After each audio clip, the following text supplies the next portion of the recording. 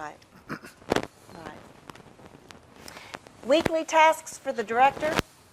Of course, they participate in day one of our orientation and onboarding of new hires. Leading and coordinating ongoing onboarding and training activities, and that includes oversight. And reviewing pathway reports for compliance with new hire training, which is part of that oversight and compliance. It's very important that you, as the leader of that office, are aware of how the training of your new hires is coming along, and are they moving to the time frames that are identified in the training on the orientation checklist. So there are key components that these new hires must complete in those time frames. And are you participating and providing oversight to make sure that that does happen? SHP OASIS alerts, monitoring by team. We're going to get into that this afternoon, but we've got smart tool technology, and it's our responsibility as directors to ensure that that technology is being utilized by the clinical manager, because again, it's a huge time-saving factor, but it's also important for OASIS accuracy. And if we really are focused on outcome management in real time, then the OASIS alerts is a key component to that. And we need to identify and make sure that that also is happening each day. And then ensuring compliance with review and the actions on OASIS alert. It's not simply to look at the alert, it's determining what action is appropriate and making sure that that action is taken in compliance with our process and with policy and compliance with regulations. Okay? So that's a huge component too. As we become a company that's accustomed to SHP and it becomes like breathing, and we're not there yet, there may not be quite as much time and attention devoted to that other than simply looking at reports and oversight.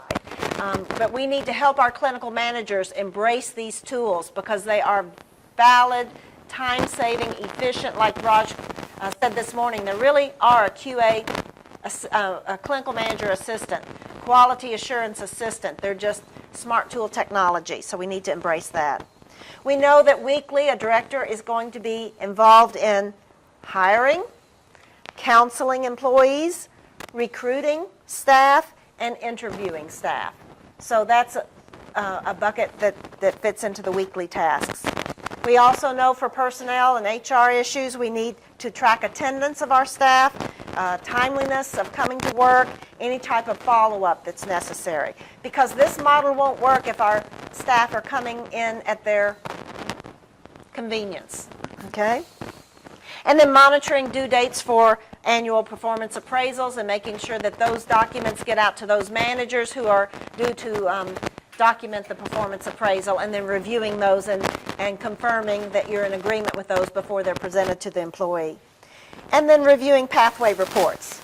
This is to ensure compliance with not only new hire and onboarding, but also in compliance with the annual in-service requirements, competencies, triennial clinical competencies, and so very important too is to ensure that your home health aides are on target to meet that minimum 12-hour regulatory home health aide in-service requirement.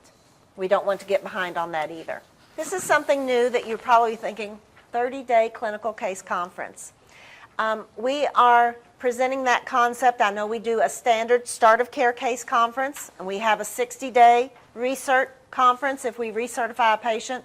But if we're really going to move forward in our focus on all things clinical and outcomes, and you'll see the beauty of using your episode Einstein report this afternoon in this process, then we really feel that each patient needs to be touched in the conferencing, collaboration, communication, coordination mode at start of care, minimally every 30 days, and then at recert. And that's to ensure that we're on target, that the visits are still indicated, how are we doing on our outcomes, have we reached our outcomes, and where are we with this case. I used to have a rehab manager in Dallas a few years ago, a very smart person, and he used to do a great job teaching and guiding all the rehab folks.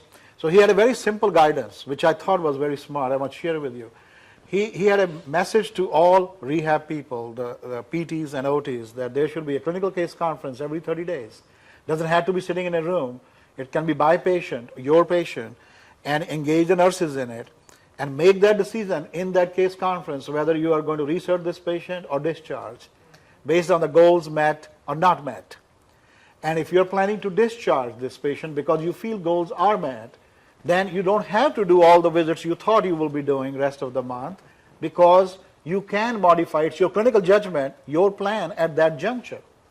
On the other hand, if you want to add more visits or want to reset the patient because patient has deteriorated, change in condition, then let's make a decision now and not wait till the last minute. So I sat through his session and I thought, well, this is such a simple but smart tool, right? So that's the example that Mr. Sarah is saying, the 30-day, and with the smart tools like Episode Einstein and your outcomes and all that, because now we have real-time outcomes, and without SHP, we only look back, but now we have real-time, so those kind of things become more factual and more practical than just a concept going forward. And this is a great time to modify the plan of care, too, if it needs modification. So if we're not on target, this is the great time to make those adjustments and to discuss what is the best way to meet our goals, or have we met optimum level of function, for example? Have we gotten to where we have determined that's as good as it's going to get? So those are the conversations to have. Review and approval of weekly payroll billing. That's a director's Tuesday job every week, looking at productivity and uploading payroll billing to corporate. Approving overtime and ensuring compliance with variance reporting, making sure that variances are investigated and are resolved. Okay? And then completing a weekly ED report, and we assume that you are completing some type of written summary to your EDs at least on a weekly basis. Reviewing management reports, and there's key management reports that you should look at minimally weekly, which are the STAR, the margin, the episode review, and you're reviewing these reports to identify trends and to have those discussions with your EDs as far as how to address those trends. If they're positive trends, then yay. If they're not, then we need to address them and focus on that. And then improve and sign AP invoices and weekly orders for forms and sales materials so that you have cost control in your office. Okay? If that's your process. If it is with executive directors, that's fine as well.